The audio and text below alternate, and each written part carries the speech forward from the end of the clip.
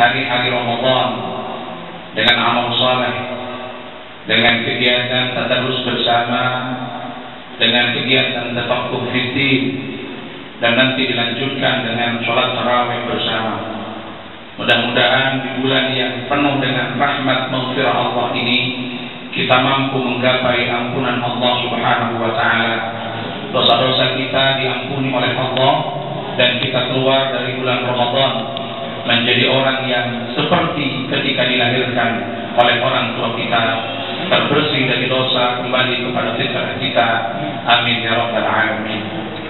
Para hadirin hadirat yang dimuliakan Allah, kajian kita pada sore hari ini adalah kajian tematik teologis.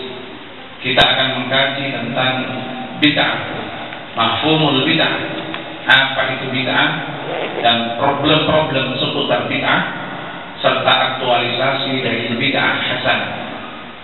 Bid'ah ini merupakan suatu kata yang sering dijadikan sebagai alat untuk menyesatkan, untuk menyalahkan orang lain oleh kelompok-kelompok tertentu. Kenapa? Karena ada satu hadis yang disampaikan oleh Rasulullah Sallallahu Alaihi Wasallam yang secara umum mereka pahami apa adanya. Ada satu ungkapan bahwa semua bid'ah itu adalah dhalalah dan semua dhalalah adalah finnar. Jadi ada ungkapan sebaik-baiknya petunjuk, inna khairal hadi, sebaik-baiknya petunjuk adalah petunjuk Allah Subhanahu wa taala. Dan sejelek-jeleknya perkara adalah perkara yang diada-adakan. Wa inna syarral umur muhdatsatuha. Wa inna kulla muhdatsatin bid'ah wa kulla bid'atin dhalalah wa kulla dhalalatin finnar. Segala sesuatu yang diperbaharui, yang diada-adakan adalah bid'ah, dan semua bid'ah adalah dhalalah, dan semua dhalalah artinya kesesatan, dan semua dhalalah finnar, ada di neraka. Oleh karena itu pada kesempatan ini kita akan melakukan kajian apa sebetulnya yang dimaksud dengan hadis tersebut dan bagaimana para ulama, bahkan mulai dari para sahabat, para tabi'in, para salafun salih memahami tentang bid'ah. Di sini kita bisa melihat kepada beberapa paparan yang akan kami sampaikan melalui slide, melalui screen, melalui layar yang ada di hadapan Bapak Ibu sekalian. Lanjut. Pertama, yang perlu kita pahami di sini tentang makna daripada bid'ah. Apa makna dari bid'ah? Di sini diuraikan menurut pendapat Al-Raghib Al-Asfihani. Beliau adalah seorang pakar bahasa, seorang pakar tafsir. Raghib Al-Asfihani punya satu kitab Al-Mufradat fi Gharibil Quran. Beliau mengatakan bid'ah itu apa? Ibadah atau bid'ah, bahasa bid'ah, memulai sesuatu tanpa ada contoh sebelumnya. Beliau mengatakan al-ibadatu insya'u sana'atin bila ihtida'in wa ihtida'in wa minhu qila raqiyatin badi'un jadidah. Jadi bid'ah itu diartikan pada memulai sesuatu tanpa ada contoh sebelumnya. Artinya sesuatu yang memang betul-betul baru tanpa ada yang diikuti sebelumnya dan dinuntutnya. Dilanjut. Berikutnya kita lihat di sini disebutkan dalam Al-Kulliyat oleh Ayyub bin Musa Al-Husaini Al-Kafawi, al-bid'ah kullu amal ala ghairi misalin sabab fahuwa bid'ah. Segala sesuatu yang tidak ada contoh sebelumnya itu disebut bid'ah. Ini definisi bid'ah secara lughawiyah. Suatu perbuatan yang tidak ada contoh sebelumnya, tidak ada padanan sebelumnya yang diikuti. Lanjut. Berikutnya di sini disebutkan oleh Abi Zakaria Muhyiddin bin Syaraf An-Nawawi, Imam Nawawi dalam kitabnya Tahdzibul Asma' wal Lughat.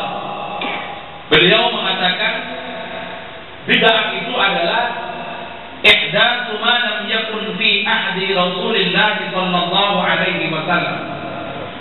Memperbarui sesuatu, mengada-ngadakan sesuatu yang tidak ada pada masa Rasulullah sallallahu alaihi wasallam. Beliau langsung di sini memberikan pembagian wa hiya munqasimatun ila hasanatin wa qabihatin. Dan bid'ah ini terbagi kepada hasanah dan qabihah. Ada sesuatu yang diperbaharui yang tidak ada pada masa Rasulullah, itu yang dihitung hasanah, yang dihitung baik. Ada sesuatu yang diperbaharui yang tidak ada pada masa Rasulullah, itu yang dihitung qabihah, yang dihitung tidak baik. Kita lanjutkan. Menurut Al-Imam Asy-Syafi'i radhiyallahu anhu, Al-Imam Al-Mujtahid Al-Mutlaq, Imam Mujtahid Mutlaq yang diikuti oleh hampir mayoritas umat Islam di Indonesia dalam bidang fikih dan juga diikuti mayoritas umat Islam di dunia, Al-Imam Asy-Syafi'i radhiyallahu anhu menyatakan bahwa al-bid'atu bid'atan mahmudah dan madmumah. Bid'ah itu ada dua. Ada bid'ah mahmudah, ada bid'ah madmumah. Sesuatu yang diperbaharui, yang diada-adakan, yang tidak ada contoh sebelumnya di masa Nabi, itu terbagi menjadi dua, kata Al-Imam Syafi'i. Yang pertama adalah bid'ah mahmudah wa bid'ah madmumah. Sesuatu yang diada-adakan, sesuatu yang baru, yang tidak ada pada masa Nabi, yang mahmudah, dan sesuatu yang baru yang diada-adakan, yang tidak ada pada masa Nabi, tidak ada misal sabiq yang madmumah. Kemudian Al-Imam Asy-Syafi'i memberikan perincian. Fama wafaqas sunnah, sesuatu yang cocok sesuai dengan sunnah, walaupun itu baru, tidak ada pada zaman Nabi, tapi cocok dengan semangat as-sunnah, cocok dengan kandungan as-sunnah, cocok dengan iqtida'us sunnah, cocok dengan kesimpulan yang dapat kita ambil sesuai dengan ketentuan as-sunnah, maka itu yang disebut dengan mahmudah. Sementara fama khalafat sunnata, sesuatu yang berbeda dengan sunnah, membedai sunnah, tidak sejalan dengan kandungan as-sunnah, tidak sesuai dengan ajaran as-sunnah, maka itulah yang disebut madmumah. Jadi di sini Al-Imam Asy-Syafi'i radhiyallahu anhu juga membagi bid'ah itu menjadi dua, yaitu pada bid'ah mahmudah atau yang sering kita sebut dengan bid'ah hasanah, dan bid'ah mazmumah yang sering disebut dengan bid'ah sayyi'ah, bid'ah yang jelek. Apa yang dijadikan dasar oleh Al-Imam Asy-Syafi'i? Wahtajja biqauli Umar bin Al-Khattab fi qiyam Ramadan, ni'matil bid'atu hadhihi. Al-Imam Asy-Syafi'i menjadikan dasar pernyataan Umar bin Al-Khattab tentang masalah salat tarawih, masalah qiyam Ramadan yang dilaksanakan secara berjamaah, yang kemudian diberikan komentar oleh Sayyidina Umar, ni'matil bid'atu hadhihi. Artinya sebagaimana ditemukan dalam beberapa riwayat bahwa qiyam Ramadan ini pada masa Rasulullah, pada masa Sayyidina Abu Bakar tidak dilaksanakan secara berjamaah. Dalam hadis riwayat Muslim, Rasulullah keluar untuk sholat malam, kemudian diikuti oleh banyak jamaah. Keluar lagi besoknya diikuti oleh banyak jamaah. Maka pada malam ketiga Rasulullah tidak keluar lagi untuk sholat. Di situ kemudian Rasulullah menegaskan bahwa tidak keluarnya beliau ke masjid untuk sholat itu adalah kesengajaan. Kenapa? Khasyatal iftirat, khasyitu an tufrada alaikum. Saya khawatir bahwa sholat itu nanti diwajibkan bagi kalian semua. Akhirnya berlalulah sholat Qiyam Ramadan secara sendiri-sendiri dilaksanakan oleh para sahabat pada waktu itu. Pada masa kepemimpinan Sayyidina Umar, pada masa kekhilafahan Sayyidina Umar, ketika beliau menjadi khalifah, Sayyidina Umar melihat kondisi orang yang sholat demikian. Akhirnya beliau berpikir bagaimana seandainya umat Islam yang melakukan qiyam Ramadan ini dilaksanakan di belakang seorang imam yang qari, imam yang bagus bacaannya. Ditunjuklah sahabat Ubay bin Ka'ab untuk menjadi imam sholat. Dan ketika itu sudah terrealisasi, Ubay bin Ka'ab ngimami, diikuti oleh banyak sahabat, dan tidak ada satupun sahabat yang ingkar. Baru kemudian Sayyidina Umar itu mengatakan, ni'matil bid'atu hadhihi. Dalam riwayat yang lain ada yang disebutkan dengan ni'mal bid'atu hadhihi tanpa ta.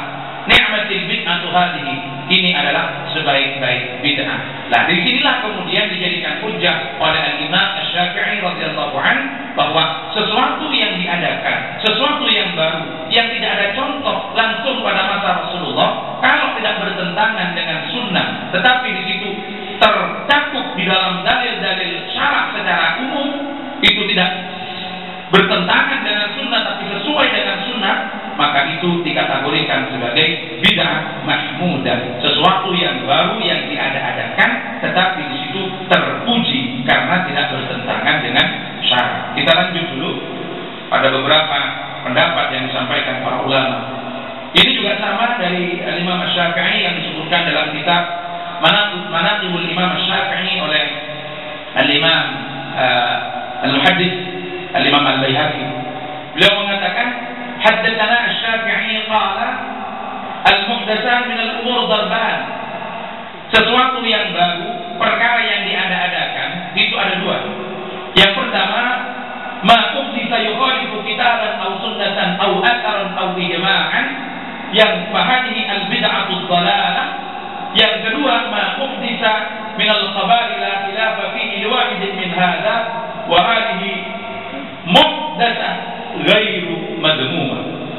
Yang pertama adalah sesuatu yang diada-adakan, sesuatu yang diperbaharui, yang tidak ada contoh sebelumnya, tapi jelas prinsipnya, isinya, bentuknya, kandungannya bertentangan terhadap kitab, bertentangan terhadap Al-Quran, bertentangan terhadap sunnah, bertentangan terhadap asar dari sahabat, bertentangan terhadap ijma', maka itulah yang disebut dengan bid'ah dhalalah. Yang kedua, sesuatu yang diada-adakan, tetapi di situ tidak ada yang mempertentangkan, tidak ada yang mempersoalkan, tidak ada yang bertentangan dengan Al-Quran, As-Sunnah, dengan asar, dengan ijma' sahabat, maka itulah yang disebut dengan bid'ah atau muhdatsah ghairu madmumah. Kemudian Imam Syafi'i di sini juga mengomentari terhadap pernyataan Sayyidina Umar. Qala Umar radhiyallahu anhu yang syahri Ramadan ni'matil bid'atu hadhihi, yakni annaha muhdatsatun lam takun. Wa idza kanat falaysa fiha raddun lima madha. Jadi Al-Imam Syafi'i juga mengomentari pernyataan Sayyidina Umar yang saya lukiskan tadi, ketika terjadi salat qiyam Ramadan, salat tarawih dilaksanakan secara berjamaah, maka disitulah Sayyidina Umar mengatakan ni'matil bid'atu hadhihi, dan ketika itu diucapkan, ketika itu ditetapkan, tidak ada satupun yang ingkar dari para sahabat. Itu terjadi ijma' dari para sahabat. Kita lanjutkan. Dilanjutkan. Ini juga masih pernyataan Al-Imam Asy-Syafi'i yang pada kandungannya sama dengan apa yang kita sampaikan tadi. Dinukil di dalam kitab Syiar A'lamin Nubala. Lanjut. Ini juga sama yang ada dalam kitab Fathul Bari, syarahnya Sahih Al-Bukhari yang ditulis oleh Al-Hafidz Ibnu Hajar Al-Asqalani. Ini komentarnya Sahih Bukhari, itu juga menyampaikan apa yang disampaikan oleh Al-Imam Syafi'i tentang masalah muhdatsat, al-bid'atu bid'atan mahmudah wa dzamumah, sama dengan yang tadi yang kita uraikan. Lanjut. Ya. Kemudian bid'ah hasanah menurut Al-Qur'an. Di dalam surah Al-Hadid di sini disebutkan pada ayat 27, Allah tidak mencela terhadap Bani Israel yang membuat tradisi rahbaniyah dengan tujuan mencari ridha Allah.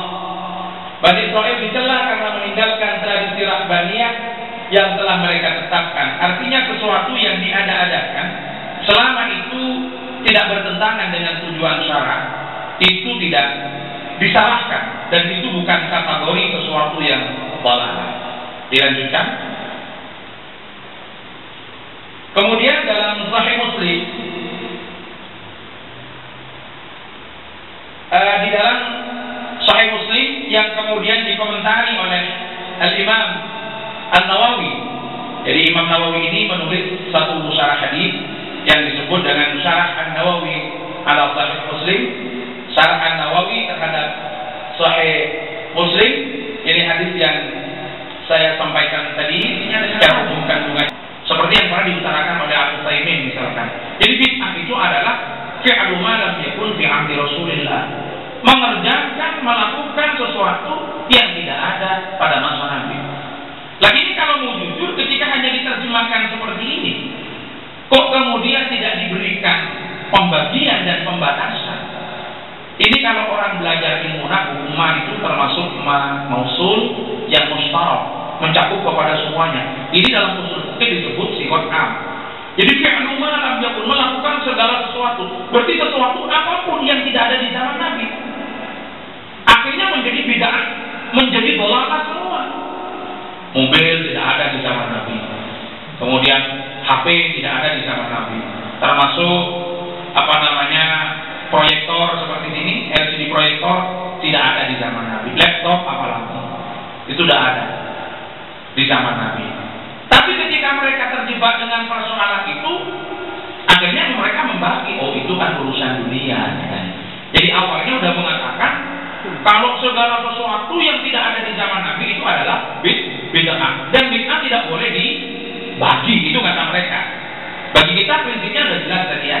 Sesuatu yang baru itu dilarang bukan karena barunya, tapi yang baru itu dilarang karena bertentangan dengan sunnah. Nah mereka katakan tidak ada yang dibeda-bedakan. Semua yang baru, segala sesuatu yang baru yang tidak ada contoh sebelumnya, tidak ditradisikan oleh Nabi, itu bid'ah. Apa saja, semuanya. Ketika kita tanya, bagaimana dengan mobil, bagaimana dengan HP, mereka semuanya pakai. Ya, dulu pada zaman Nabi itu tidak ada pakai LCD proyektor gitu. Tapi ini kan untuk mempertegas, kalau sekarang orang ngaji enak bisa melihat. Akhirnya mereka bagi, oh itu kan urusan dunia. Akhirnya Utsaimin membagi bid'ah itu menjadi dua.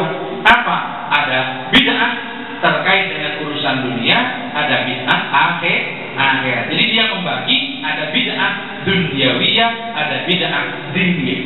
Jadi mereka katakan kalau urusan dunia ada apa? Berarti sudah keluar, tidak masalah. Oke, kita terima. Bid'ah urusan dunia tidak ada masalah. Kemudian saya tanya, menurut antum Al-Quran itu termasuk dunia apa agama? Dia bilang agama. Kalau Al-Quran kan pasti agama. Siapa bilang Al-Quran itu dunia? Nah, coba diingat, Al-Quran pada masa Nabi itu hanya ada di pelepah kurma, ada di kulit-kulit binatang, ada di batu-batu karang, ada di tulang belulang. Al-Quran itu baru dihimpun pada masa Sayyidina Abu Bakar As-Siddiq atas inisiatif sahabat Umar bin Khattab setelah terjadinya perang Yamamah yang telah mewafatkan sekitar 70 lebih para sahabat penghafal Al-Quran. Sayyidina Umar khawatir Al-Quran akan hilang ketika para sahabat penghafal Al-Quran itu meninggal. Suatu saat Al-Quran ini punah kalau tidak dibukukan. Diusulkanlah kepada sahabat Abu Bakar. Awalnya sahabat Abu Bakar menolak. Kata sahabat Abu Bakar, "Kaifa naf'alu shay'an lam yaf'alhu Rasulullah?" Bagaimana kita akan melakukan sesuatu yang tidak dilaksanakan oleh Rasulullah? Diberikan beberapa penjelasan oleh Sayyidina Umar, dan dalam kitab-kitab sebagaimana diberikan komentar oleh As-Suyuti dalam Al-Itqan fi Ulumil Quran, summa syarah Allah sadra Abi Bakar, Allah melapangkan dada Abu Bakar dan menerima usulan dari Sayyidina Umar, kemudian Al-Quran itu dibukukan. Jadi pembukuan Al-Quran itu kalau dihitung adalah produk bid'ah karena tidak pernah ada pada masa Rasulullah SAW. Jadi akhirnya saya katakan, Kalau kamu tidak mau bid'ah dalam urusan agama, ya tolong jangan baca Al-Quran yang ada di mushaf sekarang, tetapi cari itu Al-Quran yang ada di merpah kurma, yang ada di tulang-belulang, yang ada di batu-batu karang. Dan nyarinya jangan di Amsterdam, nyarinya jangan di Belanda, dan mungkin ketemu itu sampai sekarang tidak ada itu. Jadi Al-Quran yang ada di tulang-belulang itu dulu adanya di mana? Di Madinah di sana, di Mekah di sana, di zaman Nabi adanya. Jadi cari di sana Quran itu. Jangan baca di mushaf kalau tidak mau bid'ah. Akhirnya dia bilang begini, oh itu kan hanya sarana katanya. Ya tidak pernah selesai, rumusannya tidak pernah selesai. Kenapa? Dari awal tidak tegas.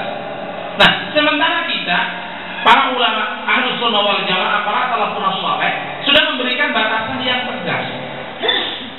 Bid'ah itu dilarang bukan karena barunya dari apa yang saya uraikan tadi. Bid'ah itu dilarang bukan karena barunya, tetapi bid'ah itu dilarang karena pertentangannya dengan sunnah. Dengan demikian, sesuatu yang baru yang tidak bertentangan dengan sunnah itu tidak dilarang, itu diperkenankan. Apalagi di situ hanya pelaksanaan daripada sunnah pada sisi teknis. Jadi kadang-kadang sering dipersoalkan. Sunnah itu jangan ditelan mentah-mentah. Harus dilihat juga pada semangatnya. Kalau itu diartikan apa adanya, seperti ini kulubin akin diartikan apa adanya, kacau pengertiannya. Akan terjadi pertentangan dengan hal-hal lain. Satu contoh, Nabi itu pernah menyatakan bahwa orang yang buang air kecil atau buang air besar, orang yang buang hajat, itu kata Nabi, fasyarriquhu aw gharribuhu, maka menghadaplah ke barat atau menghadaplah ke timur, menghadaplah ke timur atau menghadaplah ke barat. Hadis ini kalau kita terjemahkan di Indonesia, mungkin diterjemahkan di Belanda. Di sini kalau sholat menghadap ke mana? Ke timur. Kalau diterjemahkan di Belanda atau diterjemahkan di Indonesia, maka hadis itu harus berbunyi menghadaplah ke utara dan menghadaplah ke selatan. Ada orang tanya, kamu tidak mengerti bahasa Arab ya? Maksud fasar itu diartikan ke selatan dan utara, itu. Ya harus diartikan demikian. Kenapa? Karena kita harus melihat pada semangatnya. Hadis itu diucapkan oleh Rasulullah di Madinah. Posisi antara Mekah dengan Madinah itu adalah selatan utara. Jadi yang dimaksudkan orang buang hajat itu harus menghadap ke barat atau ke timur, itu biar tidak menghadap atau tidak membelakangi Ka'bah. Nah, ketika diterjemahkan di Belanda, hadis itu harus diartikan fasyarriquhu aw gharribuhu. Hadaplah, fasyarriquhu aw gharribuhu diterjemahkan ke utara atau ke selatan. Karena kalau diartikan ke barat ke timur, justru keluar dari maksud yang sebenarnya. Kita tetap menghadap Ka'bah atau tetap membelakangi Ka'bah. Jadi di sini yang benar orang buang hajat kalau tidak ada pembatas itu kemana hadapnya? Ke utara atau ke selatan itu. Tapi kalau orang Jawa itu banyak yang belum begitu akarnya. Ada ustaz ngajarin itu sama santrinya, orang buang hajat itu tidak boleh menghadap ke barat. Itu kalau di Indonesia. Kalau di sini tidak boleh menghadap ke timur. Tahu-tahu kok ketahuan santrinya ada ustaz kemudian kencing itu menghadap ke timur kalau di sini. Akhirnya santrinya protes, ustaz katanya orang buang hajat itu tidak boleh menghadap ke timur. Ustaznya jawab, yang menghadap ke timur dadanya. Kalau itu sudah saya penggokkan ke utara. Jadi itu artinya tidak jadi menghadap ke timur. Artinya apa? Hadis ini juga harus kita artikan sesuai konteksnya, tidak hanya berdasarkan pada pemaknaan harfiahnya. Ini yang terjadi. Artinya apa? Mengartikan satu hadis itu tidak boleh secara retolak begitu. Konteksnya apa yang diucapkan biar tidak terjadi tanaqud, tidak terjadi tanazul, tidak terjadi bertabrakan, bertentangan dengan kandungan-kandungan hadis yang lain. Atau menerjemahkannya. Satu contoh, dulu kalau azan itu yang dianjurkan itu azannya di mana? Sahabat bilang kalau azan sunai, kok atas? Itu yang disebut dengan manarah. Jadi manarah itu tempat yang tinggi yang ditempati atas. Apa tujuannya? Biar suaranya terdengar ke mana? Jadi sekarang orang azan sudah tidak perlu naik ke atas, yang dinaikkan speakernya. Speakernya yang dinaikkan ke atas, yang ada di bawah. Kenapa? Orangnya di bawah pakai speaker udah dengar kemana-mana. Ada harus orangnya yang naik ke menara. Kadang ada sekarang orang azan naik ke menara. Tapi speakernya kan yang ditaruh di atas menara itu kalau di Indonesia. Kalau di sini kan nggak boleh ada suara keluar. Nah, itu menerjemahkan hadis tidak seperti itu. menyesuaikan pada konteksnya. Inilah yang membedakan kita dengan mereka, sehingga bagi mereka sesuatu yang baru yang tidak ada contohnya di masa Nabi harus semuanya diberikan label bid'ah, dan semua bid'ah adalah dolalah. Nah, ini yang harus kita pahami dulu. Prinsip dasarnya bagi kita sesuatu yang baru itu bid'ah, jelas. Sesuatu yang baru itu namanya bid'ah. Karena definisi bid'ah itu adalah apa? Sesuatu yang diada-adakan, sesuatu yang baru yang tidak ada contohnya dari Nabi. Jadi ma'umila ala ghairi misalin sabiq atau ihdatsu ma lam yakun fi ahdi Rasulullah. Tetapi bagi kita, ini yang harus kita jadikan frame pemahaman dulu. Sesuatu yang baru itu dilarang bukan karena barunya, tetapi sesuatu yang baru itu dilarang karena pertentangannya dengan sunnah, dengan Al-Quran. Jadi sesuatu yang baru yang tidak bertentangan itu tidak dilarang. Ketika ini diartikan demikian, selesai sudah. Apapun yang baru selama tidak bertentangan, kita tidak pernah pusing lagi untuk menafsirkan itu. Dulu di zaman Nabi yang ada itu adalah kuda, unta, sekarang ada pesawat. Apakah itu bid'ah? Bid'ah.